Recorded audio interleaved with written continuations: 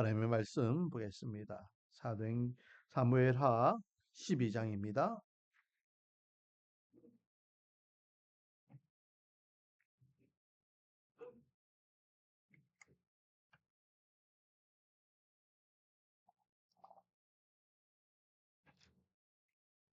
1절부터 15절까지 말씀입니다. 구약성경 479페이지 되겠습니다. 1절부터 제가 대독합니다. 여호와께서 나단을 다윗에게 보내시니 그가 다윗에게 가서 그에게 이르되 한 성읍에 두 사람이 있는데 한 사람은 부하고 한 사람은 가난하니 그 부한 사람은 양과 소가 심히 많으나 가난한 사람은 아무것도 없고 자기가 사서 기르는 작은 암양 새끼 한 마리뿐이라. 그 암양 새끼는 그와 그의 자식과 함께 자라며 그가 먹는 것을 먹으며 그의 잔으로 마시며 그의 품에 누움으로 그에게는 딸처럼 되었거늘 어떤 행인이 그 부자에게 오매 부자가 자기에게 온 행인을 위하여 자기의 양과 소를 아껴 잡지 아니하고 가난한 사람의 양 새끼를 빼앗았다가 자기에게 온 사람을 위하여 잡았나이다 하니 다윗이 그 사람으로 말미암아 노하여 나단에게 이르되 여호와의 살아계심을 두고 맹세하노니 이 일을 행한 그 사람을 마땅히 죽을지어다. 그가 불쌍히 여기지 아니하고 이런 일을 행하였으니 이 양새끼를 네 배나 갚아 주어야 하리라 한지라. 나단이 다윗에게 이르되 당신이 그 사람이라. 이스라엘의 하나님 여호와께서 이와 같이 이르시되 내가 너를 이스라엘 왕으로 기름 붓기 위하여 너를 사울의 손에서 구원하고 내 주인의 집을 내게 주고 내 주인의 아내들을 내 품에 두고 이스라엘과 유다 족속을 내게 맡겼느니라. 만일 그것이 하였을 것 같으면 내가 내게 이것저것 더 주었으리라. 그런데 어찌하여 너가 여호와의 말씀을 업신여기고 나 보기에 악을 행하였느냐? 내가 칼로 헷 사람 우리아를 치되 암몬 사람의 칼로 죽이고 그의 아내를 빼앗아 내 아내로 삼았도다.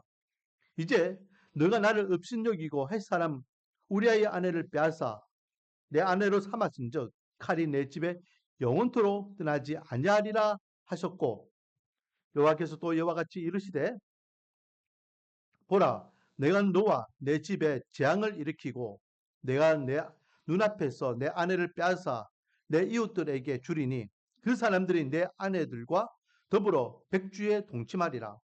너는 은밀히 행하였으나 나는 온 이스라엘 앞에서 백주의 이 일을 행하리라 하셨나이다 하니 다윗이 나단에게 이르되 내가 유압기에 죄를 범하였노라 하매 나단이 다윗에게 말하되 여호와께서도 당신의 죄를 사하셨나니 당신이 죽지 아니하려니와 이 일로 말미암아 여호와의 원수가 크게 비방할 거리를 얻게 하였으니 당신이 낳은 아이가 반드시 죽으리다 하고 나단이 자기 집으로 돌아가니라. 아멘. 할렐루야. 이 시간에도 하나님 앞에 찬양과 구별 예배로 영광 돌리는 저와 여러분에게 하나님의 한량없는 은혜와 축복이 가득하기를 주님의 이름으로 축원드립니다. 자, 지난주 설교 제목이 뭡니까? 다윗의 범죄. 다윗이 범죄를 했죠. 어떤 범죄를 했습니까? 첫 번째, 남의 아내를 음행해가지고 임신하게 만들었어요. 그렇죠? 두 번째, 그것을 숨기기 위해서 어떻게 합니까? 그 아내의 남편 우리아를 전장 깊숙이 넣어서 적군의 손에 죽이게 하죠. 이거는 살인 교사입니다. 그렇죠? 결국은 자기가 죽인 거랑 마찬가지예요. 그래서 한 생명을 죽이게 되는 것을 보게 됩니다. 이 범죄 이후에 오늘 본문의 말씀이죠. 자, 오늘 본문에 보니까 여호와께서 나단 선지자를 다윗에게 보냅니다. 다윗에게 보내서요, 이제 다윗에게 일러라 하라는 말씀을 전해주는데, 비유로 이제 먼저 들을죠. 비유로. 왕이요, 하나님께서 왕에게 전달하라는 말씀이 있습니다. 라고 하며, 비유로, 한 마을에 두 사람이 있는데, 한 사람은 부자고 한 사람은 가난한 사람입니다. 부자에게는 소와 양이 아주 많습니다. 반면에 가난한 사람은 하나도 없습니다. 어느 날 시장 가가지고 암양 새끼, 그 양 암양 새끼 한 마리를 사와가지고 그렇게 길렀는데 자기 침실과 자기의 밥그릇과 자기의 물그릇을 같이 사용할 만큼 마치 딸처럼 그렇게 키웠습니다. 요즘 오늘날로 우리 반려동물들 그렇게 키우잖아요, 그렇죠? 그래서 강아지나 고양이를 보고 뭐랍니까? 어이구 쭈쭈쭈 누구야 누구야 아빠한테 오나 아빠한테 오나 엄마한테 오나 엄마한테 자기가 걔 엄마가 되고 걔 아빠가 되는 거예요. 그 말은 다른 말로 하면은 그 강아지를 동물로 치지 않고 그 고양이를 동물로 치지 않고 뭐처럼 여기더라? 자식처럼 키우는 거예요. 사실은 자식처럼. 뭐 거기에 대해서 부정적으로 생각하는 분들 계시지만 그분들은 그렇게 한 가족으로 지금 생각하며 키우는 거예요. 그래서 옛날 같으면은 병들고 그러면은 갖다 버리면 끝인데 그 자식과 같은 동물을 위해서 엄청난 금을 들이면서 병을 고치잖아요. 뭐 수술비를 드리고 그리고 뭐 이렇게 요즘은 뭐 유치원도 보내고 그리고 어디에 출타하게 되면은 또 그것만 또 관리해주는 또 호텔에도 보내고 막 이러면서 아주 돈을 많이 쓰는 모습을 보게 됩니다. 그런 모습이라 생각하면 돼요. 그런 모습 완전히 동물이지만은 암양 새끼지만은 이거는 가축이 아니라 딸처럼 그렇게 귀하게 키웠다. 소중하게 사랑으로 키웠다. 이 말이죠. 그게 대한 말씀 3절입니다. 가난한 사람은 아무것도 없고 자기가 사서 기르는 작은 암양 새끼 한 마리뿐이라 그 암양 새끼는 그와 그 자식과 함께 자라며 그가 먹는 것을 먹으며 그의 잔으로 마시며 그의 품에 누움으로 그에게는 무엇처럼 딸처럼 되었구나. 그렇게 귀하게 키우고 있어요. 근데 어느 날 부잣집에 어, 손님이 왔어요.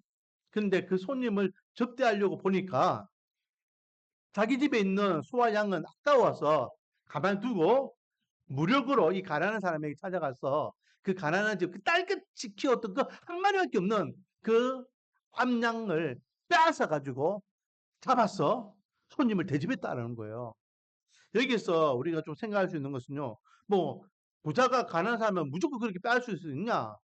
빼앗아서 그렇게 할 수 있는 그런 권력을 권세를 누릴 수 있는 것은 아마 이 가난한 사람이 그냥 단순히 가난한 사람이 아니라 종이 아니었을까라고 생각해 보면 종. 그러니까 그 집에 있는 모든 물건은 이 주인의 거와 동일한 거잖아요. 그렇죠? 그러니까 강제로 빼앗을 수 있는 겁니다. 아무리 가난하다 해서 그 집에 있는 그 동물을 함부로 이렇게 빼앗아 가지고 잡을 수 있는 건 없잖아요. 자, 이 이야기를 비유로 딱 드니까 다윗이요. 노발대발. 아니 내 나라에 어떤 그런 나쁘고 당장 그 사람을 가만두지 않겠다. 그 사람이 그런 짓을 했으면 죄를 묻겠다. 그 양의 4배를 각도로 내가 하겠다. 이거는 율법이거든, 율법. 누구의 물건을 이렇게 강제로 착복하면은 4배로 갚아라는 게 율법입니다. 그대로 집행하겠다. 노발대발하는 겁니다. 그러니까 다윗에게 나단이 청천벽력 같은 소리를 합니다. 자, 7절. 나단이 다윗에게 이르되 당신이 그 사람이야, 당신이. 누구야? 누가 내 나라에서 그딴 짓을 해? 화가 난 다윗에게 당신이야! 라고 나단이 바로 쏴붙이며 다윗은 뭐라고? 그게 내 이야기야? 계속해서 이야기하죠. 다윗 잘 들었어요. 하나님께서 당신을 사울 왕 이후에 왕으로 세웠잖아요. 사울이 갖고 있는 모든 권세와 권한을 당신이 다 지금 누리고 있잖아요. 목동을 한 나라의 왕으로 세웠잖아요. 온 유다와 온 이스라엘을 왕으로 하나님이 세우셨는데 당신이 모든 걸 가졌는데 무엇이 부족합니까? 그러면서 8절 뒷부분에 뭐라 되어 있습니까? 만일 당신이 지금 누리고 있는 모든 것들이 부족한 것이 있더라면 하나님께서는 더 해줬을 것인데 음, 당신이 어떻게 우리아를 그렇게 비참하게 아람의 손에 그렇게 죽게 하였습니까? 라고 다윗의 그 죄악을 지난주에 그 범죄한 그 사실을 정확하게 꿰뚫고 마치 빗줄을 찌르듯이 찔러버립니다.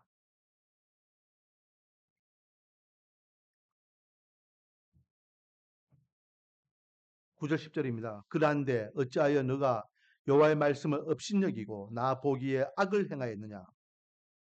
너가 칼로 헷 사람 우리아를 치되 암몬 자손의 칼로 죽이고 그의 아내를 빼앗아 내 아내로 삼았도다.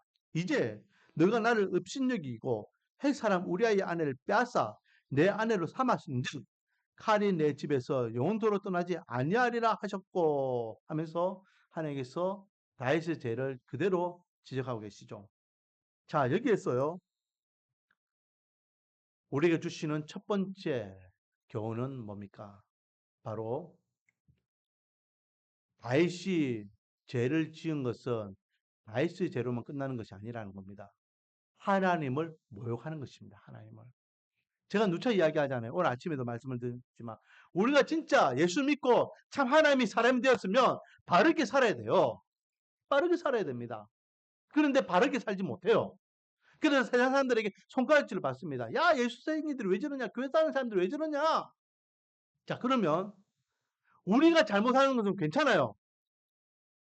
우리가 죄 짓고 이래 괜찮아요. 왜? 우리가 욕 먹으니까. 그 죄 지으면 그게 맞게 벌 받으면 돼요. 사람들에게 손가락 받으면 돼요. 내 잘못했으니까. 그런데 문제는 뭡니까? 죄는 내가 지었는데 누가 욕 먹습니까? 하나님이 욕 먹는 거예요. 죄는 내가 지었는데 왜 교회가 욕을 먹냐 말이죠. 우리는 잘못했기 때문에 바르게 못 살았기 때문에 사람들에게 비난받고 조롱받고 또 그 죄값에 맞게 죄값을 치르고 그런데 사람들은요 그것으로 끝나지 않는다고요. 예수 그리스도의 몸인 하나님의 교회를 조롱합니다. 야 교회가 왜 저래? 하늘에 계신 하나님이 욕먹습니다. 내 이름을 막는 데 일컫지 말라 했어요. 그 말은 내 이름을 욕되게 하지 말라 이 말이잖아요. 자, 오늘 본문 9절에 뭐라 했습니까? 너가 여호와의 말씀을 업신여기고 나 보기에 악을 행하였더라. 네가 나의 말씀 하나님께 주신 말씀을 업신여겼다 네가. 그러니까 그따구로 행동하지.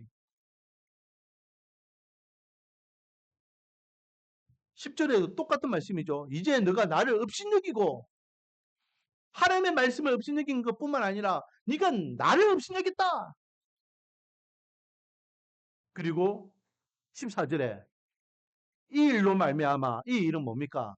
어, 우리아를 죽이고 우리 아내를 임신시키고 그 아내를 강제는 아니지만 자기 아내로 맞이한 이 사건을 가지고 여호와의 원수는 뭡니까? 하나님을 모르는 이방 사람들 다 이야기하는 겁니다. 그 원수가 크게 비방할 거리가 얻게 되었다. 세상 사람들이 하나님을 조롱한다는 거예요. 하나님의 백성들을 조롱한다는 거예요. 야, 예수 믿는 사람들이, 교회 다니는 사람들이 그따위로 자라간다 하면서 비방하고 조롱거리가 되겠다. 그 말이에요. 그러니 우리는 바르게 살아야 된다, 바르게. 옛날에 뭐 이게 막 마을마다, 우리 방송에도 그게 있는데, 마을마다 이렇게 큰 돌로 글 새겨 놨잖아요. 바르게 살자, 바르게 살자. 새마을 운동하면서 그런 글들이 막 마을마다 다 입구마다 다 해놨어요. 빠르게 살자. 전선적으로 우리 한국 사람들은요, 근명승질하고 착합니다. 그래, 대부분 다 착하게 살고 바르게 살아요. 그런데 예수 믿는 사람은 더 바르게 살아야 될 줄 믿습니다. 왜? 하나님 욕먹이지 않기 위해서. 예수 그리스도의 몸된 교회를 욕먹이지 않기 위해서. 할렐루야. 그게 첫 번째 우리에게 주시는 교훈이죠. 자, 그리고 계속해서 보겠습니다. 하나님께서 10절, 11절에 보니까 그 이유로 인해서 하나님께서는 대노하시죠. 그래서 칼이 내 집에서 영원토록 떠나지 아니하리라. 칼로 우리아를 죽였기 때문에 하나님께서는 그 칼로 너희 가정을 내가 치겠다라고 말씀하시는 거죠. 11절 여호와께서 또 이와 같이 이르시기를 보라 내가 너와 내 집에 재앙을 일으키고 내가 내 눈앞에서 내 아내를 빼앗아 내 아내들에게 주리니 그 사람들이 내 아내들과 더불어 백주에 동침하리라. 너는 은밀히 행하였으나 나는 온 이스라엘 앞에서 백주의 이 일을 행하리라 하셨나이다. 두 가지를 이야기하죠. 하나는 너희 집안이 칼로 인하여서 고생하게 될 것이다. 이거는 가정에 어떤 어, 칼로 일어나는 어떤 문제들을 이제 이야기하시는 거예요. 그거는 우리 나중에 또 보면은 이 칼에 대한 이야기가 어떤 내용인 줄 알 수 있습니다. 또 한 가지는요. 네가 은밀하게 난 몰래 우리 아내 바세바를 그렇게 음행해가지고 그렇게 죄를 지었잖아. 그러나 나는 백주대낮에 모든 사람들이 다 아는 데서 네 아내들을 그렇게 만들게 라고 하십니다. 이야기를 하셔요. 지금 다윗의 아내들이 한두 명이 아니에요. 그 아내들이요. 백주 대낮에 어떤 남자에 의해서 강간을 당하게 되는 거예요. 그걸 말씀하셔요. 여기서 두 번째 우리에게 주시는 교훈은 뭡니까? 하나님 앞에 우리가 하나님의 욕먹이지 않고 교회가 욕먹지 않기 위해서는 죄 지으면 안 된다 했지만은 또 죄를 지으면 안 되는 이유가 뭐냐? 죄를 지으면은 거기에 상응하는 벌을 주신다는 거예요. 하나님께서는 정말로 철저하시면 죄와 벌에 대한 분은 확실한 분이에요. 죄와 벌에 대한 부분. 그래서 네가 칼로 우리 아이를 죽였어? 그러면은 칼로 너희 가정을 내가 영원토록 칠 거다. 네가 우리 아이 안에 바세바를 은밀하게 음행해서 부지런하게 범죄했어? 그러면 내가 네 아내들도 백주대낮에 그렇게 수치스러운 일을 당하게 해줄게. 하나님께서는 지금 대노하시는 거예요. 왜? 다윗을 신실한 사람으로 하나님께서 알았는데 그렇게 하나님의 얼굴에 묵치라는 죄를 지었기 때문에 자 여러분 이 일이요 언제 일어나느냐 11절 12절에 자기 아내들에 대한 다윗의 아내들이 백주 대낮에 한 남자에 의해서 완전히 강간당하는 이 엄청난 일이 언제 일어나느냐 누구에게 일어나느냐 앞으로 보겠지만 16장에 넘어가면요 사무엘하 16장에 넘어가면 누가 나오냐 압살롬이 나옵니다. 압살롬이 나오거든요. 압살롬이요 이 일을 저질러 버려요. 그에게 아주 뛰어난 책사가 있었는데 아이도벨이라는 책사가 있습니다. 이 아이도벨이요 압살롬에게 조언하는데 자 제가 한번 16장 21절부터 한번 읽어볼게요. 아이도벨이 압살롬에게 이르되 왕의 아버지가 남겨두어 왕궁을 지키게 한 후궁들과 그러니까 다윗은요 압살롬이 갑자기 쿠데타를 일으키기 때문에 맨발로 도망갈 수밖에 없는 그런 급박한 상황이에요. 그러니까 혼자 도망가다 보니까 후궁들이 많은데 그 많은 후궁들을 궁중에 그대로 두고 갔다는 거예요. 이것을 아이도벨이 지적하는 겁니다.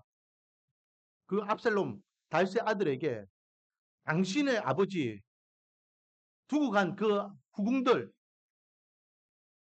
그들과 더불어 동침하소서. 그리하면 왕의 아버지가 미움하는 바 됨을 온 이스라엘 들으니 왕과 함께 있는 모든 사람의 힘이 더 강하여지리다 하니라. 이에 사람들이 압살롬을 위하여 옥상에 장막을 치니 압살롬이 온 이스라엘 무리의 눈앞에서 그 아버지 후궁들과 더불어 동침하니라.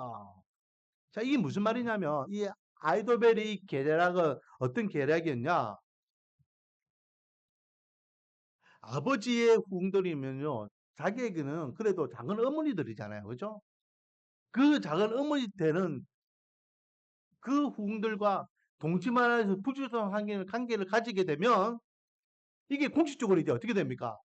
이 압살롬은 다윗과 완벽하게 원수지간 되는 거예요. 어느 아버지가 자기 처벌, 아들이 강간한 것을 좋게 보겠습니까? 그러면 이제는 완전히 다윗과 압살롬이 완전히 대직관계되고 오죽관계 되었다는 거죠. 그렇게 되면은 압살롬을 지지하는 사람들이 야 이제는 다윗과 압살롬이 이제는 아버지 아들 관계가 아니야 원수 관계야. 그러니까 우리가 더욱더 똘똘 뭉쳐야 돼.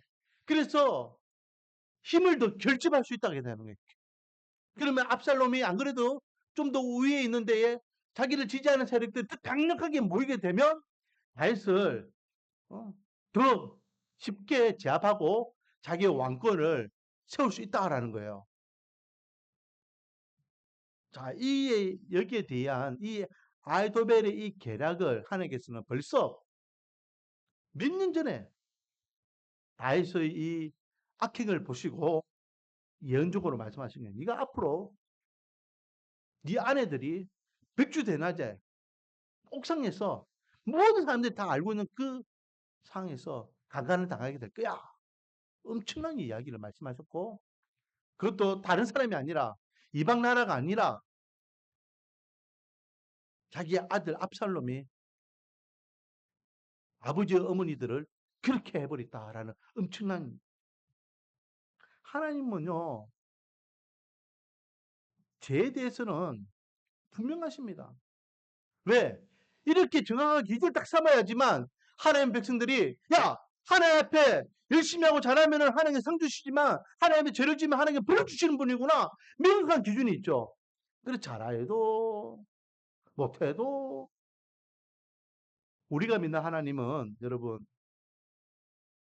다른 종교의 신들과 차원이 다른 신상이 있는 그 신들이 신상만 있지 아무 역할을 못하잖아요. 그러나 저와 여러분이 믿는 하나님은 인격적이고 살아계신 여호와 하나님이심을 믿으시기 바랍니다.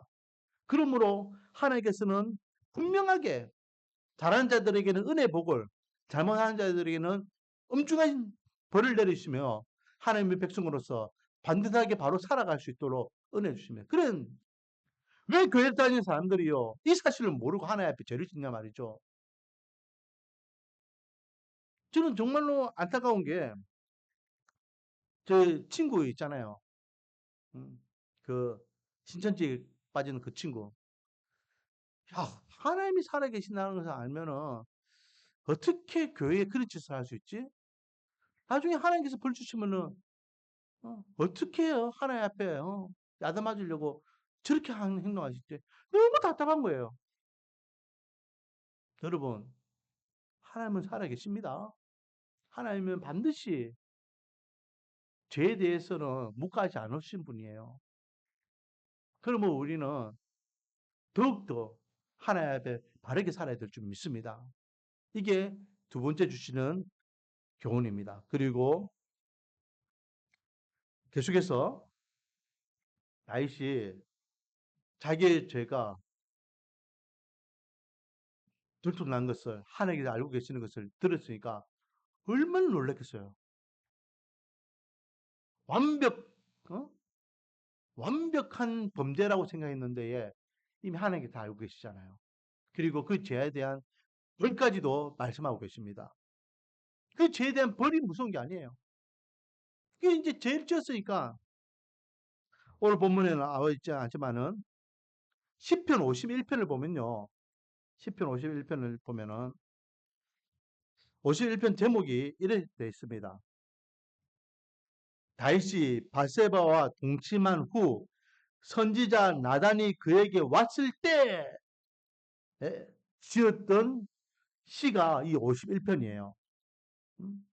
그러니까 한마디로 나단으로부터 하나님 앞에 네가 죄를 지었어! 하나님께서 너를 벌 주실 거야!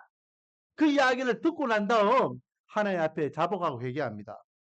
여기에 보면요. 다윗이 그 이야기를 듣고 얼마나 통곡하는지 모릅니다. 하나님 잘못했습니다. 하나님 제가 죄를 지었습니다. 용서해 주세요. 하면서 거기에 대한 내용이 쭉 나와요. 그런데 얼만큼 하나님 앞에 용서를 구했냐면은 마치 자기의 그 이불 자락 요와 이불이요 그 자기의 회개의 눈물에 흥각이 젖을 만큼 그렇게 대수통곡했다라고 말씀하고 있죠. 자, 이렇게 다윗이요, 자기의 죄를 하나님 앞에 고백하고 용서를 구하니까 어떤 일이 일어나느냐? 하나님께서 13절 다윗이 나단에게 이르되 내가 유하께 죄를 범하였노니 하매, 그러니까 이게 내가 유하께 죄를 범하였노라 이 한 줄이 사실은 뭐라고요? 시편 51편이에요. 시편 51편 그 많은 구절을 지금 이게 여기에서는 한 줄로 그냥 딱 줄여서 이야기합니다. 내가 여호와께 죄를 범하였노라 하매 다윗이 나단을 통하여 하나님 앞에 죄를 고백했다는 겁니다. 나단이 다윗에게 말하되 여호와께서도 당신의 죄를 사하셨나니 당신이 죽지 아니하려니와 이 일로 말미암아 여호와의 원수가 크게 비방할 거리를 얻게 하였으니 당신이 낳은 아이가 반드시 죽으리라 하고 하나님께서 어, 회개하는 다윗의 그 기도를 들으시고 거기에 대해서 응답해 주시는데 두 가지를 이야기하시죠. 하나는 네가 하나님 앞에 죽을 죄를 지었지만 하나님께서 다윗의 생명을 살려준다. 또 한 가지는 바세바가 낳은 그 아이는 죄의 씨앗이고 죄의 결과이기 때문에 그 아이는 반드시 죽으리라. 거기에 대해서는 이제 다음 주에 우리 또 말씀 나누겠습니다. 바세바가요, 두 명의 아들 낳아요. 그렇죠? 우리가 잘 알고 있는 아들은 솔로몬입니다. 그 전에 한 아들을 먼저 낳아요. 근데 그 아들이 바로 우리아의 어, 죽이면서 그렇게 임신하여서 만든 그 아이예요. 거기에 대해서는 우리 다음 주에도 말씀 나누고, 자, 여기에서 우리에게 주시는 세 번째 교훈은 뭐냐? 우리가 정말로 죄를 자복하고 회개하면 하나님은 미쁘고 의로사 우리의 죄를 뭐 하신다? 용서하신다. 할렐루야. 우리가 믿는 하나님은요, 죄를 용서하시는 분이에요. 그때는 어느 부모가요, 그 잘못했다고 막 울부짖으며 용서를 구하는 아이를 매몰차게 그렇게 하겠습니까? 우리가 믿는 아버지 하나님도 마찬가지예요. 죄에 대한 잘못은 따끔하게 혼을 내지만은 그러나 용서를 구하면은 죄를 용서해 주시는 분이다. 그렇다고 해서 누구 말 맞대로 교회에 다니는 사람들이 죄 짓고 용서 구하고 죄 짓고 용서 구하고 죄 짓고 용서 구하고 그런 것은 잘못된 거죠. 아까 전에 이야기했지만 죄를 지으면 반드시 하나님께서는 그 죄에 대한 벌을 내리시고 그 죄는 나 혼자 욕먹는 죄로 끝나는 것이 아니라 하나님을 모독하고 모욕하고 하나님의 교회가 비방거리가 되는 엄청난 죄이기 때문에 우리 하나님의 백성들은 세상 사람들 앞에 죄를 지으면 된다 안 된다? 안 된다 안 된다. 자, 오늘은 다윗의 회개하는 장면을 이제 보게 됩니다. 하나님께서 나단을 통하여서 네가 얼마큼 큰 죄를 지었는지에 대해서 지적할 때에 다윗은 하나님 앞에 자복하고 회개하였죠. 음, 원하기는 저희들은요, 실수는 할 수 있어요. 완벽한 사람이 어디 있습니까? 이 땅에 살아가는 사람들 중에 나는 죄 안 짓고 살 수 있다. 한 명도 없습니다. 사람은 죄인 된 인간이기 때문에 태어날 때부터 죽을 때까지 죄 지을 수밖에 없는, 왜? 그게 본성이기 때문에. 그러나 죄를 줄일 수는 있어요. 실수를 줄일 수는 있어요. 그 유일한 방법이 뭐냐? 하나님의 말씀을 붙잡는 겁니다. 하나님의 말씀을. 우리가 날마다 하나님의 말씀을 붙잡아야 되는 이유가 뭡니까? 죄짓지 않기 위해서, 죄짓지 않기 위해서. 어? 하나님의 사람으로 우리가 바르게 살기 위해서예요. 그래서 우리는 말씀을 붙잡는 겁니다. 좋은 말씀, 은혜로운 말씀, 덕이 되는 말씀, 그런 어떤 인문학처럼 이 말씀을 붙잡기 위한 것이 아니라 하나님 앞에, 세상 사람들 앞에 죄짓지 않고 실수하지 않기 위해서 말씀을 붙잡고 내가 오늘날 하나님의 백성으로서 하나님의 자녀로 어떻게 살 것인가를 고려하며 그렇게 살아가는 것이에요. 마귀는 늘 우리를 넘어뜨리기 위해서, 죄짓게 만들기 위해서 수단과 방법을 가리지 않았습니다. 우리를 언제든 공격합니다. 누구보다 나의 약한 부분을 잘 알기 때문에 그 부분을 내리쳐서 가감없이 하나님의 백성으로서 하나님 앞에 죄짓고 세상 사람들에게 조롱거리게 되게 만들게 한다는 거죠. 그것을 이길 수 있는 유일한 방법은 내 의지나 내 노력이나 그런 것들이 아닙니다. 오직 하나님의 말씀을 붙잡는 것밖에 없습니다. 그리고 기도하는 것밖에 없어요. 시험에 들지 않게 깨어 기도하라 했습니다. 그래서 날마다 하나님의 말씀을 의지하고 하나님 앞에 기도로서 주님을 붙잡고 하루하루의 삶을 살아갈 때에 하나님께서 저와 여러분을 지켜주실 줄 믿습니다. 그래서 하나님의 사람으로 죄짓지 않고 하나님 앞에, 세상 앞에 부끄럽지 않는 삶을 살아가는 저와 여러분이 되며 또 한 주의 삶이 되기를 주님의 이름으로 축원드립니다. 아버지 하나님, 다윗이 하나님 앞에 죄를 지었고 그 죄를 하나님께 지적하고 지목할 때에 하나님께서는 깨달음을 주셨습니다. 하나님이 우리가 죄를 짓는 것은 하나님의 이름을 모욕하게 하고 하나님의 몸된 교회를 또한 비방거리로 만드는 것임을 알 때에 우리가 죄를 지을 수 없습니다. 하나님께서 그 죄에 대한 부분은 반드시 벌로 물으시는 것을 또 다윗과 다윗의 가정을 통하여 일깨워 주셨습니다. 아버지요, 혹 우리가 죄를 지으면 자복하고 회개할 때에 용서해 주시고 더 이상 죄를 짓지 아니하도록 말씀으로 일깨워 주시사 하나님의 사람으로 부족함이 없는 하루하루의 삶을 살아가게 은혜와 복을 다하여 주시옵소서. 예수님의 이름으로 기도드립니다.